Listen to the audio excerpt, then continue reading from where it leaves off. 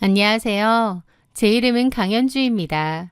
저는 대기업의 인사팀에서 과장으로 근무하고 있습니다. 인사팀 업무라는 것이 매일같이 수많은 사람의 이력서를 검토하고 면접을 진행하며 그 사람의 겉모습 뒤에 숨겨진 본성과 역량을 평가하는 일이다 보니 사람을 보는 눈만큼은 남들보다 정확하다고 자만하며 살아왔어요. 하지만 정작 제 인생에서 가장 가까운 사람들의 진짜 본 모습에 대해서는 모르고 살았던 것 같습니다. 그들이 제 등에 꽂은 칼날은 아직도 제 가슴을 서늘하게 만드는 것 같아요. 지금으로부터 7년 전 제가 남편과 결혼식을 올릴 때만 하더라도 제 주변 사람들은 하나같이 저를 부러워했습니다. 남편은 대형 회계법인에 근무하는 유능하고 전도 유망한 회계사였습니다. 능력도 출중했지만 무엇보다 성격이 참 다정다감했습니다. 연애 시절부터 제가 회사 일로 피곤하다고 하면 약국에서 영양제를 종류별로 사다 주던 사람이었고, 친정부모님 생신에는 저보다 먼저 전화를 걸어 안부를 묻고 식사 자리를 예약하는 싹싹한 예비 사위였습니다. 남들의 시샘어린 부러움과 축복 속에서 치러진 결혼식은 제 인생의 가장 완벽한 하이라이트가 될 것만 같았죠. 저희 부부는 둘 다 아이를 무척이나 좋아했는데요. 결혼 생활이 안정되는 대로 빨리 예쁜 아이를 낳아 단란한 가정을 꾸리는 것이 우리 두 사람의 공통된 목표였습니다. 결혼하고 첫 2년 동안은 여느 평범한 부부들처럼 자연임신을 시도했습니다. 배란일을 맞추고 몸에 좋다는 음식을 찾아 먹으며 준비했죠. 그런데 아이는 쉽게 찾아오지 않았습니다. 주변에 좋은 소식 없냐는 가벼운 안부 인사도 시간이 갈수록 제 가슴을 찌르는 가시가 되는 것 같았어요. 결혼 3년 차가 되던 해 저희는 무거운 마음을 안고 난임 전문 병원을 찾았습니다. 그리고 마주한 정밀검사 결과는 충격적이었습니다. 불임의 원인이 어느 한쪽의 문제가 아니라 우리 두 사람 모두에게 있었던 것이죠. 남편은 정자의 활동성과 수가 정상 기준치보다 훨씬 낮은 상태였고, 저는 자궁 내막증이 있었으니까요. 그날 이후로 임신을 위한 여러 노력이 시작되었습니다. 남편은 정자에 좋다는 한약과 영양제를 달고 살았고, 저 역시 자궁 내막증 치료를 받으며 인공수정과 시험관 시술을 차례로 시도했습니다. 하지만 거듭된 실패는 육체보다 정신을 더 피폐하게 만들더군요. 엎친 데 덮친 격으로 반복된 호르몬 시술 탓에 자궁에 혹까지 생겨 제 몸 상태는 갈수록 악화되었습니다. 그 와중에 겪은 두 번의 유산 경험은 제 영혼을 통째로 갉아먹는 것 같았습니다. 너무 지친 나머지 우리 그냥 아이 없이 둘이서만 행복하게 살자고 합의하고 시술을 전면 중단한 채 2년이라는 시간을 보내기도 했습니다. 하지만 가슴 한구석에 자리 잡은 아이에 대한 갈망은 쉽게 지어지지 않았죠. 길을 가다 유모차를 탄 아이만 봐도 눈시울이 붉어졌고, 남편 역시 친구들의 돌잔치에 다녀오는 날이면 유난히 말수가 적어지곤 했으니까요. 그렇게 임신이라는 보이지 않는 터널 속에서 무려 7년이라는 세월이 흘러갔습니다. 이제 남편과 저 사이에서는 아이나 임신이라는 단어 자체가 하나의 금기어가 되었습니다. 서로에게 상처를 주지 않기 위해 마음속 아픔을 꼭꼭 숨긴 채 겉으로는 아무 일도 없다는 듯 씩씩하게 일상을 살아갔어요. 제 주변 지인들과 친구들도 저희 부부의 사정을 알기에 조심스럽게 위로를 건네곤 했습니다. 제 고등학교 친구인 미진이 역시 제 사정을 아주 잘 알고 있는 사람 중 하나였습니다. 송미진은 고등학교 시절부터 동네에서 예쁘장하기로 소문이 자자한 아이였습니다. 공부에는 도통 취미가 없었던 친구였는데 늘 연예인이나 옷, 화장품에만 관심이 많았죠. 미지인은 고등학교 때부터 남자친구가 끊이질 않았는데 20살이 되던 해에 임신을 하게 되면서 대학 진학도 하지 않고 결혼식을 올렸습니다. 그리고 당시 9살이 많다던 남편의 직장을 따라 멀리 다른 지역으로 이사를 가게 되면서 자연스럽게 연락이 뜸해졌었죠. 그러던 미진이가 8년 만에 이혼 도장을 찍고 다시 고향으로 돌아왔습니다. 아이는 전 남편의 집안에서 키우기로 했다며 홀몸으로 돌아온 미진이는 예전 모습 그대로 여전히 철이 없고 낭창한 성격이었습니다. 고향으로 돌아온 미진이는 간호조무사 학원을 수료한 뒤 동네의 한 유명 한의원에서 조무사로 일하기 시작했습니다. 외모는 여전히 예뻤고 퇴근 후에는 술을 마시거나 밤늦게까지 놀러 다니는 것을 좋아했습니다. 다른 친구들은 미진이더러 철딱선이 없고 남미세라면서 어렸을 땐 몰라도 나이 들고 보니 못 어울리겠다면서 은근히 거리를 두거나 험담을 하기도 했습니다. 하지만 저는 어쨌든 옛 친구고 악이 있는 성격은 아니라는 생각에 여전히 잘 지냈어요. 그것이 제 인생을 파멸로 이끄는 꼴이 될 줄은 모른 채 말이죠. 몇 달 전 남편이 야근과 무리한 업무로 인해 허리 통증을 심하게 호소하기 시작했습니다. 정형외과에 가도 물리치료뿐이라 차도가 없자 문득 미진이가 일하는 한의원이 침을 잘 놓기로 유명하다는 기억이 떠올랐습니다. 여보, 내 친구 미진이 일하는 한의원 알지? 거기 원장님이 침 치료로 엄청 유명하시대. 미진이한테 얘기해둘 테니까 퇴근길에 거기로 치료받으러 다녀봐. 남편은 그 주부터 미진이가 근무하는 한의원으로 본격적인 통원 치료를 다니기 시작했습니다. 미진이에게도 전화를 걸어 내 남편이니 신경 써주고 잘 챙겨달라고 신신당부를 했어요. 그럼 내가 너 신경 쓰지. 걱정 마. 미지희는 특유의 싹싹한 목소리로 저를 안심시켰죠. 그렇게 평온한 몇 달이 흘러가던 어느 주말이었습니다.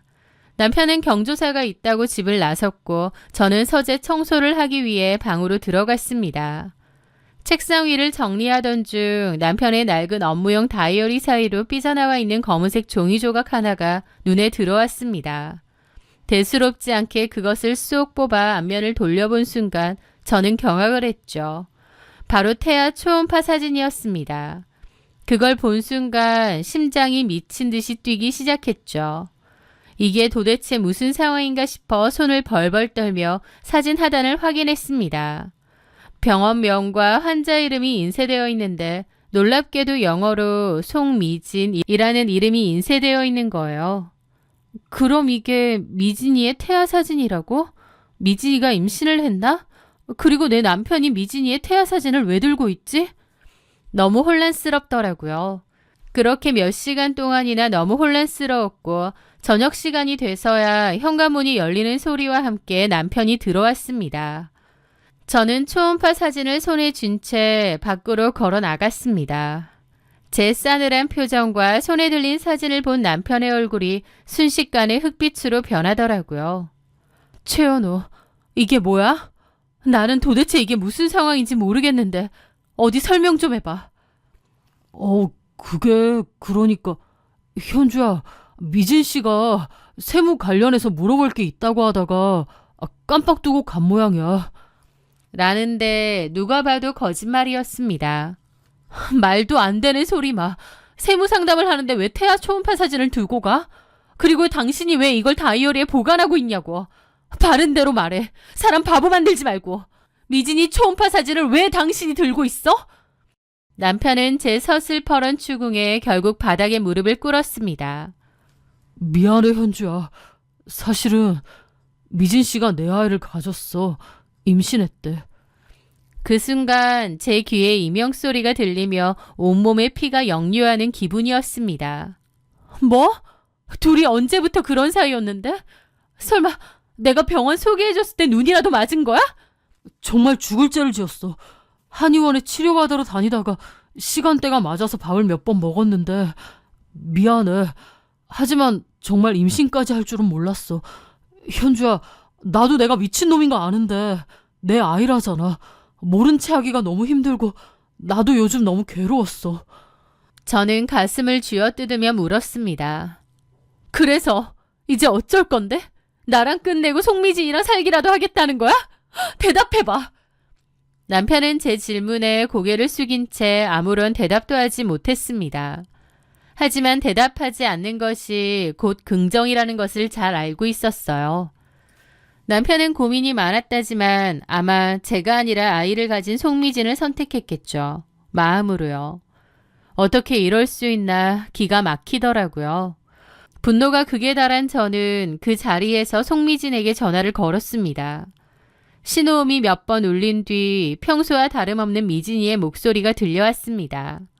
현지야, 웬일이야? 너, 내 남편이랑 무슨 짓을 저지른 거야? 내 남편이 네 초음파 사진을 들고 있던데, 이 나쁜 년아! 제 비명 섞인 외침에 수화기 저편에서 잠시 거친 숨소리가 들리더니 이내 뚝 하고 전화가 끊겨버렸습니다. 다시 전화를 걸었지만 이미 휴대폰은 꺼져 있었어요. 미진이는 그대로 잠수를 탔고 제 전화는 더 이상 받지 않더라고요. 기가 막혔습니다. 저는 그날 침묵 속에서 하루를 보내고 다음 날도 미쳐버릴 것 같았어요. 그래서 차 키를 들고 송미진의 집으로 향했습니다. 송미진이 살고 있는 빌라에 도착해 문이 부서져라 배를 누르고 문을 두드렸습니다. 그런데 잠시 후 안에서 부스스한 발소리가 들리더니 문이 열렸습니다. 그런데 송미진이 아니라 30대 초반쯤 되어 보이는 낯선 남자가 하품을 하며 서 있는 거예요. 저는 처음 보는 사람이었죠. 누구세요? 아침부터 왜 이렇게 문을 두드려요? 누구세요? 송미진은 어디 갔나요? 아, 미진이 친구분이세요? 저 미진이 남자친구인데요. 남자의 입에서 나온 남자친구라는 단어에 저는 또 한 번 머리를 얻어맞은 듯한 충격을 받았습니다. 송미진에게 남자친구가 있었다니요? 그렇다면 내 남편은 뭐야 싶더라고요. 남자친구 얼마나 만났는데요? 반년 넘었는데요. 미진이 친구분 맞으세요? 네, 맞아요. 연락이 안 돼서요. 아, 급한 일 있다고 일찍 나갔어요. 전화를 안 받던가요? 제가 해볼까요? 네, 전화 좀 해주세요. 저 성함이... 강현주요. 아, 들어본 적 있어요. 대기업 다니는 친구 있다고 했는데. 맞죠? 네. 아, 현주 씨구나. 잠시만요. 하지만 그 남자가 전화를 해도 송미진은 받지 않았죠. 안 받네요. 금방 들어올 수도 있는데 들어와서 기다리실래요? 저 할 얘기도 있고. 무슨 할 얘기요? 자기 이름을 태수라고 소개한 그 남자는 치킨집을 운영한다며 명함도 주더라고요. 낭창하고 의심 없는 미진이의 성격과 비슷해 보였습니다. 저한테 할 얘기가 있다 해서 잠깐 들어갔는데 꽤나 황당한 얘기를 하더라고요. 미지랑 친한 친구분이라고 하니 제가 좀 물어보려고요. 혹시 미지가 임신했다는 얘기 하던가요? 친구들한테? 저는 그 말에 깜짝 놀랐습니다. 저도 송미진의 임신 때문에 뒤집어진 건데 남자친구 입에서 임신 얘기가 나왔으니까요. 네? 사실 미지가 저한테 직접 말은 안 했는데요. 임신한 것 같아요. 제가 저번 주에 집에서 우연히 뭘 좀 찾았거든요. 그러면서 태아 초음파 사진을 꺼내와서 보여주는 겁니다. 제가 어제 보고 경악했던 그 사진요. 이거 태아 사진 맞죠? 미지가 요즘 부쩍 예민해지고 보건소 리플릿 같은 걸 보길래 이상하다 싶었는데 제 아이를 임신한 것 같아요. 동거까지는 아니지만 같이 살다시피 하며 지낸 게 반년 넘었거든요. 이거 보니까 결혼해야 되나 싶기도 하고 사실 미지는 한번 결혼했다가 이혼한 상태라 저희 부모님이 반대하실 것 같기도 한데 저는 과거 상관없거든요. 분명 임신한 것 같은데 저한테 임신한 얘기를 안 하네요. 고민되는 건지 혹시 친구들한텐 했나요? 그 말을 듣는데 경악스러웠습니다. 그러니까 이 말인즉슨 송미진이 임신한 아이는 어쩌면 제 남편애가 아니라 동거인이자 남자친구인 김태수 씨일 수도 있다는 거였어요. 그런데 김태수에게 사진을 보여주지 않고 감추고 제 남편에게만 보여줬다는 건 제 남편을 선택했다는 거겠죠. 그 김태수라는 남자는 동네에서 작은 치킨집을 운영한다고 했는데요. 그럼 이유는 명확했습니다. 치킨집 하는 남친보다 잘 나가는 회계사인 제 남편을 선택한 거예요. 어쩌면 아이는 김태수 씨의 아이일 가능성이 더 높은데요. 저는 지금 이 자리에서 내 남편도 이 사진을 들고 있다라고 폭로할 수도 있었습니다. 하지만 저는 아무 말도 하지 않았어요. 대신 조용히 일어났죠. 미진이가 아마 태수 씨 깜짝 놀라게 해주려고 타이밍을 보고 있었나 보네요. 오늘 제가 다녀간 건 미진이한테 비밀로 해주세요. 오랜만에 서프라이즈로 찾아왔다가 헛걸음한 걸로 하죠. 병원 한번 같이 가보세요. 아, 예, 그럴게요. 미진이 오면 제가 잘 달래서 병원 같이 가볼게요. 조심히 가세요. 빌라를 빠져나와 차에 올라타는데 많은 생각이 들더라고요. 그렇게 집으로 갔고 남편은 혹시나 자기 애를 임신한 송미진에게 제가 무슨 짓이라도 했을까 걱정하더라고요. 현주아, 미진이 다치게 하진 말아줘. 걔 임산부잖아. 그 와중에도 송미진의 안위를 걱정하는 남편의 꼴을 보니 속으로 조소가 터져나왔습니다. 자기 애가 아닐 수도 있는데 저러고 있는 게 어이가 없었죠. 저는 냉정하고 단호한 목소리로 말했어요. 이혼하자. 어? 너도 어차피 그걸 원할 거잖아.